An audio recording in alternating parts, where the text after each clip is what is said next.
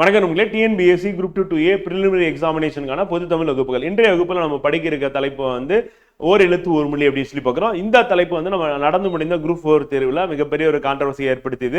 ஏன்னா நம்ம புத்தகத்தில் இருக்கக்கூடியது அப்படின்னா நன்னூல் பவானந்தியர் முனிவர் வந்து கொடுத்திருக்கிறது ஓர் எழுத்து மொழிகள் மொத்தம் எத்தனை அப்படின்னா வந்து பார்த்தீங்கன்னா ஒரு எழுத்து ஒரு மொழி வந்து 42ன்னு படிச்சிருப்போம். ஆனால் கேட்ட கேள்வி மிக கடினமான கேள்வி தான். இந்த மாதிரி கேள்விகள் இருக்க தான் செய்யும். ஆனால் அதே நேரத்தில் நம்ம குரூப் 4 தேர்வில் நடந்த பொது தமிழில் வந்து பார்த்தீங்கன்னா 70 கேள்விகள் அப்படின்றது புத்தகத்திலேருந்தே வந்திருக்கு. ஒரு 30 கேள்விகள் கடினமாக இருந்து அப்படி இருந்தாலும் நம்ம புத்தகத்தை வச்சு படிக்கும் போது வந்து என்ன ஆகுதுன்னா 80 கேள்விகள் டைரக்டா புத்தகம் நம்ம டெஸ்ட்ல இருந்து போடுற மாதிரி இருக்கு. இன்னும் கூடுதலா அந்த எக்ஸ்ட்ராவா சில கொஸ்டின் 4 கொஸ்டின் பண்ணி 84 90 வரையும் கூட போறதுக்கான வாய்ப்புகள் இருந்தது அப்படின்னு பார்க்கிறோம். ஸோ இப்போ நம்ம டார்கெட் என்ன அப்படின்னா வந்து 90+ போடணும் அப்படின்ற அடிப்படையில் தான் நம்ம 5th எடிஷன் வந்து லான்ச் பண்ணோம். அப்புறம் 4th எடிஷன்ல இருக்கக்கூடிய சில கூடுதலாக கொடுத்துருக்கோம். நீங்க அப்படியே புக்ல எழுதிடலாம். அப்படி இல்லைன்னா தனியாக ஒரு நோட்டு போட்டு எழுதுனீங்க அப்படின்னா நம்ம 4th எடிஷன் பிளஸ் உங்களுடைய நோட்ஸ் அப்படின்னு மாதிரி போயிடலாம். 5th எடிஷன் புத்தகம் இருக்கிறவங்க நீங்க அப்படியே அண்டர்லைன் பண்ணிட்டு அதை ரிவைஸ் பண்ணீங்கன்னா போதுமானது அப்படின்னு பார்க்குறோம். வாங்க படிக்கலாம். ஸோ இதுவரை நமக்கு நடந்து முடிந்த வகுப்புகளில் 17 தலைப்புகள் நம்ம கம்ப்ளீட் பண்ணியிருக்கோம். எதிர்ச்சொல் வரை நம்ம முடிச்சாச்சு ஆல்ரெடி வந்து. ஸோ இப்போ நம்ம படிக்க இருக்கிறது இன்னைக்கு வந்து ஓர் எழுத்து ஒரு மொழியை பொருள் தரும் ஓர் எழுத்து அப்படின்னு சொல்லி பார்க்குறோம் வந்து. ஸோ ரொம்ப சிம்பிளான ஒரு டாபிக் தான். ஆனால் இது ஒரு 10 தடவை படிக்கணும், வேற வழி கிடையாது. ஏன்னா அப்பதான் நம்ம வந்து ரீகால் பண்ண முடியும். அந்த ஓர் எழுத்து வந்து என்ன பொருள் தருது அப்படின்னு சொல்லி நம்ம படிக்க முடியும். இப்போ அதனுடைய அடிப்படை என்ன அப்படின்னு பார்ப்போங்க.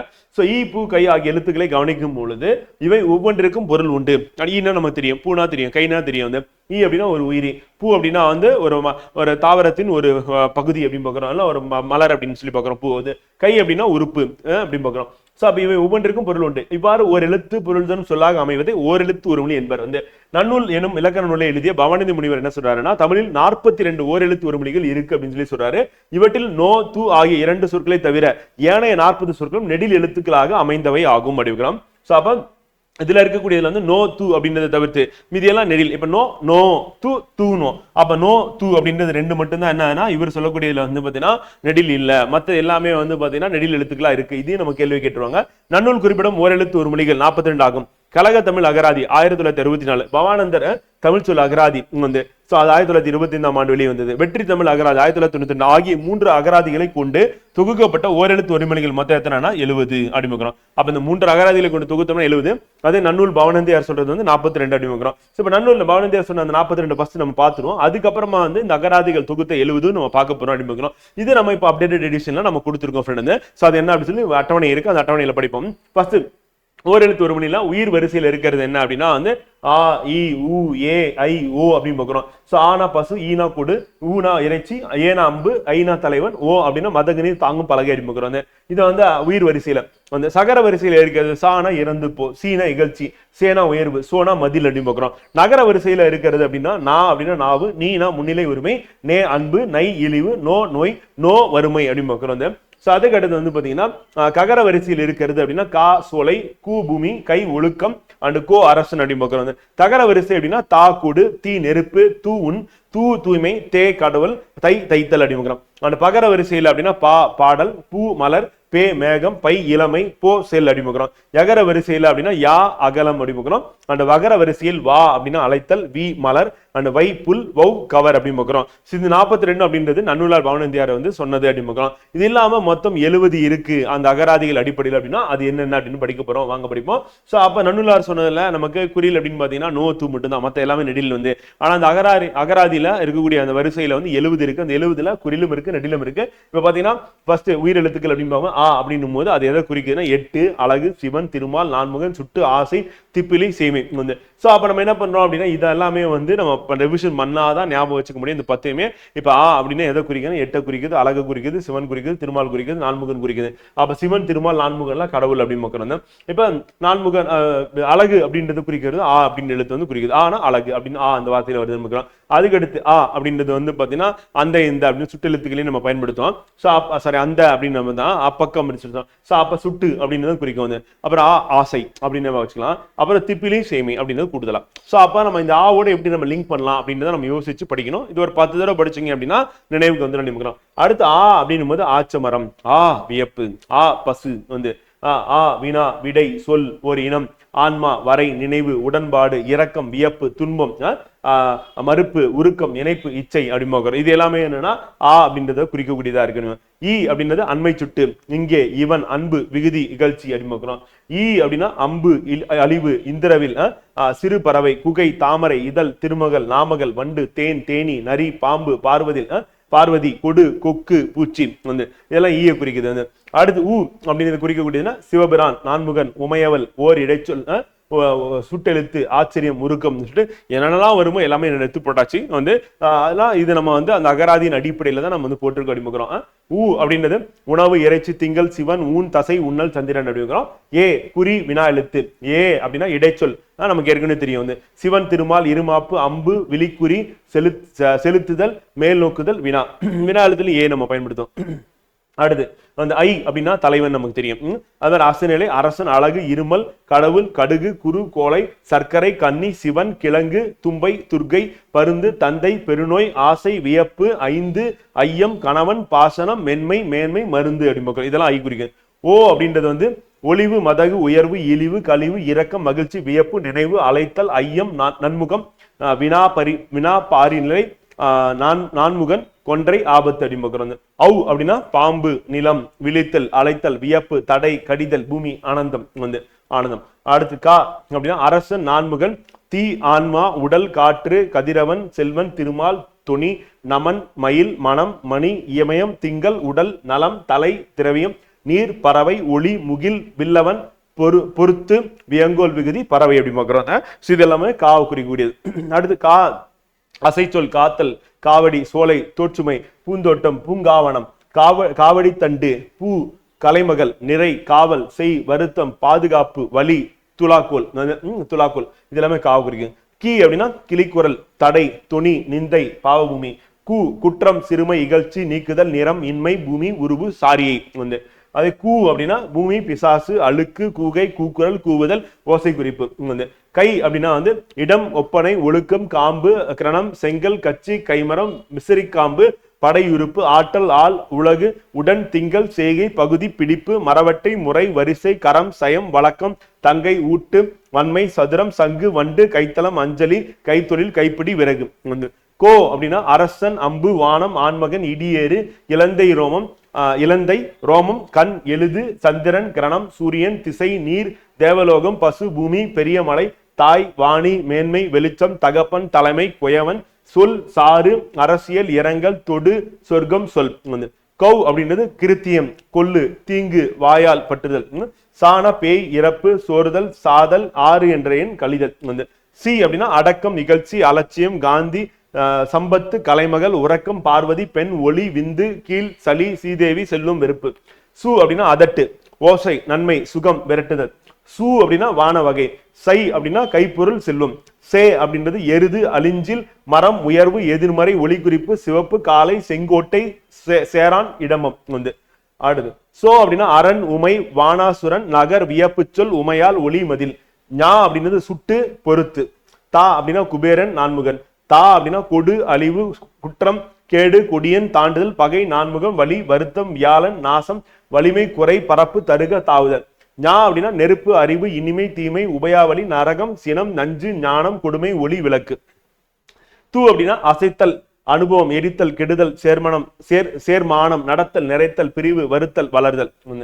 தூ அப்படின்னா சி துத்தம், தூய்மை, வெண்மை, தசை, வலிமை, வகை, பற்றுக்கோடு, புள்ளியிறகு, பகை, பறவை, இறகு. தே அப்படின்னா தெய்வம், மாடு, அருள், கொள்கை, நாயகன், கடவுள். தை அப்படின்னா மாதம், பூசனால், மகர ராசி, அலங்காரம், மரக்கன்று, ஒரு திங்கள், கூத்தோசை, தைத்தல் வந்து. நா அப்படின்னா சிறப்பு, மிகுதி, இன்பம். நா அப்படின்னா அயலால், சுவாலை, திறப்பு, மணி, நாக்கு, வளைவு, பூட்டின் தாள், நான்கு, சொல், ஊதுவாய் வந்து. நௌ அப்படின்றது சிறப்பு, மிகுதி, இன்பம் வந்து. தூ அப்படின்றது மரக்கலம், நாவாய், படகு, தெப்பம். நீ முன்னிலை, ஒருமை, நீண்ட, நீளம் வந்து. நூ தியானம், நேசம், உபசர்க்கம், தோணி, நிந்தை, புகழ், ஐயம், நேரம். நூ எல், யானை, ஆபரணம், நூபரம். நே கடிதல், நெகிழ்தல், வளர்தல், கெடுதல், மெலிதல், பிளத்தல், இலகல் வந்து. நே அன்பு, அருள், நேயம், அம்பு, நட்பு, உலை. நோ துன்பம், நோய், வருத்தம், வலி, மென்மை. நோ நோய், இன்மை, சிதைவு, துக்கம், பலவீனம், இன்பம். நை வருத்து, இரக்கம், சொல், சுருங்கு, நைதல். பா காற்று, சாபம், பெருங்காற்று, குடித்தல். பா அப்படின்னா அழகு, நிழல், பரப்பு, பாட்டு, தூய்மை, காப்பு, கைமரம், பாம்பு, பஞ்சு, நூல், பாவு, நேர்த்தட்டு, பரவுதல், தேர்த்தட்டு, பரவுதல். பி அழகு, பி பெருமரம், மலம், அச்சம். பூ அழகு, இடம், இருக்குதல், இலை, ஓமக்கினி, ஒரு நாகம், கூர்மை, தாமரை, தீப்புரி, பிறப்பு, பூமி, பொழிவு, மலர், நிறம், புகர், மென்மை, பூத்தல், பொழிவு. பே நுரை, மேகம், அச்சம், இல்லை, பேய், சினம். ஒன்று.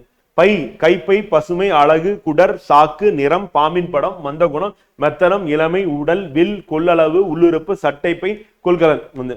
போ ஏவல், போவேன், பறந்திடு செல். மா இமயன், மந்திரம், காலம், சந்திரன், சிவன், நஞ்சு, நேரம், அசோகமரம், யமன், பிரம்மன். மா அசைச்சொல், அழகு, அலைத்தல், அளவு, அறிவு, ஆணி, இடை, ஒரு மரம், கட்டு, கருப்பு, குதிரை, பன்றி, யானை, சரஸ்வதி, சீலை, செல்வம், தாய், துகள், நஞ்சு கொடி, நிறம், பரி, பெருமை, மகத்துவம், மரணம், மிகுதி, மேன்மை, வண்டு, வயல், வலி, வெறுப்பு, பெரிய, தாய், செல்வம். மீ ஆகாயம், உயர்ச்சி, மேலிடம், மகிமை, மேலே, வான், மேன்மை, பெருமை. மூ மூப்பு, மூன்று, மூவேந்தர், அழிவுறு. மே மேம்பாடு, அன்பு, விருப்பம், மேன்மை. மை கண்மை, குற்றம், இருள், எழு, கருப்பு, செம்மறி, ஆடு, செம்மறி ஆடு, நீர், மலடி, மேகம், தீவினை, மதி, மந்திரமை, வண்டினம், கலங்கம், பசுமை, பாவம், அழுக்கு, இளமை, கலங்கம், அஞ்சினம். மோ முகத்தல், மோத்தல், மோதல், முகர்தல். யா ஐயம், இல்லை, யாவை, கட்டுதல், அகலம், ஒரு வகை மரம், சந்தேகம். வா வருக, வாய், தாவுதல். வி நிச்சயம், வித்தியாசம், பிரிவு, கொள்திறம், உபசக்கம், ஆகாயம், கண், காற்று, திசை, பறவை, அழகு, விசை, விசும்பு, அறிவு. வி மலர், சாவு, கொல்லுதல், நீக்கம், பறவை, மோதல், விரும்புதல், மகரந்தம், கரு, பிரித்தல், பூ, மரணம், மகரந்தம், சோர்வு, பறவை, பூ, நீக்கம், அழிவு. வே வேவு, ஒற்று. வா நான்கில் ஒரு பங்கு. வை கூர்மை, புல், வைக்கோல், வையகம், வைதல், சபித்தல், கொடு. வவ் ஒவ்வுதல், கவ்வுதல், பற்றுதல். மொத்தம் 70 இருக்கு ஒரு எழுத்து ஒரு மொழி. 70மே நமக்கு தெரு நோக்கில் இம்பார்ட்டன்ட் தான். இதுல கண்டிப்பா இதெல்லாம் கேட்பாங்க அப்படின்னா ஏற்கனவே ஒன்று ஸ்டார்ட் போட்டு கொடுத்துருக்காங்க. ஸோ வி அப்படின்றது ரொம்ப முக்கியமானது. அதே மாதிரி நம்ம மேலே பார்த்த அந்த 42 நன்னூலார் சொன்னாங்கல்ல, அந்த 42 வர்றது மட்டும் கண்டிப்பா நம்ம படிச்சுக்கணும். அந்த 42 எது வேணாலும் கேட்கறதுக்கான வாய்ப்புகள் இருக்கு அப்படிங்கிறோம். ஸோ மற்றது 70 இருக்கு அப்படின்னு நம்ம தெரிஞ்சுட்டா போதும். அந்த ஸோ அப்ப நம்ம சொல்லும் போது 42 அப்படின்னு எடுத்துக்கும் போது 2 மட்டும்தான், நோத்து மட்டும்தான் குறில், மற்றதெல்லாம் நெடில் சொல்லியாச்சு. அப்ப நெடில இருக்கக்கூடிய ஓரெழுத்து ஒரு மொழி எல்லாமே நமக்கு இம்பார்ட்டன்ட் அப்படின்னு ஞாபகம் வச்சுக்கோங்க. ஸோ அது என்னென்ன எழுத்தா வந்து இருக்கும் அப்படின்றது வேணா நம்ம வேகமா ஒரு தடவை பார்த்துலாம். இதெல்லாம் நெடில இருக்கு அப்படின்னு சொல்லிட்டு. இப்ப நமக்கு ஆ அப்படின்றது முக்கியம். அது மாதிரி இ, உ, ஏ, ஐ, ஓ, ஔ, அதுக்கடுத்து கா, கை, கூ, கி, கோ, அது முக்கியம். அடுத்து கௌ வந்து சா, சி, சு, சை, சே, சோ, ஞா, தா, ஞா, து. அடுத்து தை, நீ, நூ, நோ, நை, பா, பி, பூ, பை, அப்புறம் போ, மா, மீ, மூ, மே, மை, மோ, யா, வா, வி, வே, வை, வௌ. ஸோ இது எல்லாமே வந்து நமக்கு நெடில் இருக்கிறது எல்லாமே முக்கியம் அப்படின்னு பார்க்கப்படுது. ஸோ எக்ஸாம் பாயிண்ட் ஆஃப் வியூல நம்ம கேட்கறதுலாம் வாய்ப்பு இருக்கு. அடுத்து நம்ம மனப்பாட பகுதியாக இருக்கக்கூடிய அவை அஞ்சாமை அப்படின்னு படிக்க இருக்கோம். இதுல வந்து முதல் 5 குறள் வந்து அதிகாரம் வந்து 73 இருக்கு. ஸோ அவை அஞ்சாமை அதிகாரத்துல வள்ளுவர் என்ன சார் அவைக்கு அஞ்சக்கூடாதுதான். ஸோ அது எப்படி சொல்றாரு, என்னென்ன அட்வைஸ் பண்றாரு அப்படின்னு பார்ப்போங்க. ஸோ வகையறிந்து வல்லவை வாய்ஸ்வரார் சொல்லின் தொகையறிந்து தூய்மை அவர் அப்படின்றார் வள்ளுவர். ஸோ அப்ப சொற்களின் தொகையை அறிந்த தூய அறிவாளர்கள் அவையில் தன்மை அறிந்து வலியவர் அவையிலே வாய் சோர்ந்து எதையும் பேச மாட்டார்கள். அப்ப வாய் சோர்ந்து அப்படின்னா ஏதாவது பேசுவோம் அப்படின்னு பேச மாட்டாங்க. அந்த ஏன்னா அந்த சொற்களின் தொகை அறிந்து தூய அறிவாளர்கள் அவையின் தன்மை அறிந்து, தூய அறிவில் இருக்காங்க, அவையின் தன்மை அறிந்து வலியவர் அப்படின்னும் போது வலியவர் என்ன பண்ண மாட்டாங்க, தேவையில்லாம எதுவும் பேச மாட்டாங்க அப்படின்றத வள்ளுவர் சொல்றாரு. அப்ப வகையறிந்து வல்லவை வாய் சோரார் சொல்லின் தொகையறிந்த தூய்மை அவர் அப்படின்றது வந்து ஸோ அப்ப தேவையில்லாம பேச மாட்டாங்க அப்படின்றதான் அவை அஞ்சாமை அதிகாரத்தில் முதல் குறளா இருக்கு. அப்ப தொகைனா மறைந்து, தூய்மை அப்படின்னா உண்மை வந்து. ஸோ அதுக்கு அடுத்து கற்றாருள் கற்றார் எனப்படுவார் கற்றார்முன் கற்ற செல சொல்லுவார் அப்படின்னு ஸ்டார் போட்டு கொடுத்துருக்காங்க. நம்ம கேள்வியா கேட்டிருக்காங்க அப்படின்னு பாக்குறோம் முந்தைய ஆண்டுல. ஸோ அது வந்து நமக்கு இம்பார்ட்டன்ட் அப்படின்னு திருப்பி கேட்கறதுக்கான வாய்ப்பு இருக்குது. ஸோ அப்ப கற்றவரின் யார சொல்றாரு அப்படின்னா என்று புகழப்பட்டு கற்றவர் அவையின் முன் தாம் கற்றதை அவர்கள் ஏற்றுக்கொள்ளுமாறு எடுத்து சொல்லக்கூடிய, அப்ப தாம் கற்றதை ஏற்றுக்கொள்ளுமாறு எடுத்து சொல்லணும். அப்படி சொன்னீங்கன்னா தான் நீங்க கற்றவரா இருக்க முடியும் வந்து.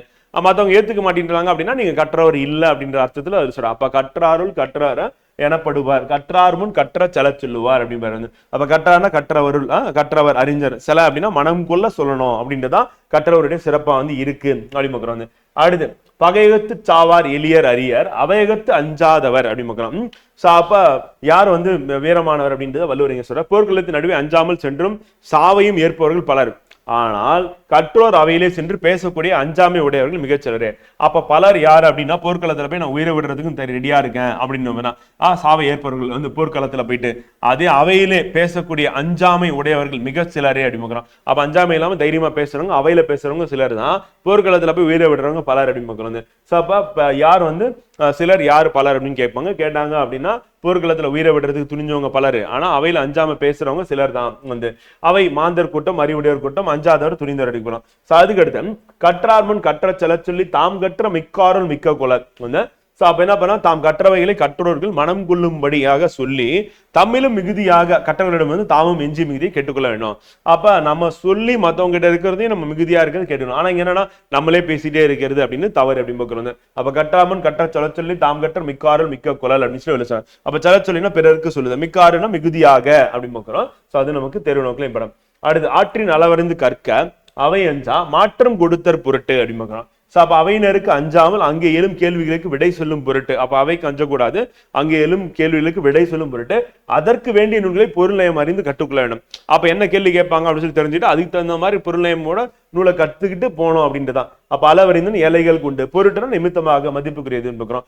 இதுல இருக்கக்கூடிய குரல்லாம் மிக மிக முக்கியமான குரல்லாம் நம்ம பார்க்க வேண்டியது ஸ்டார் போட்டிருக்க குரல் நம்ம கண்டிப்பா படிக்கணும். நம்ம மனப்பாடம் தான், அதனால 5 குரல் மனப்பாடம் பண்ண போறீங்க.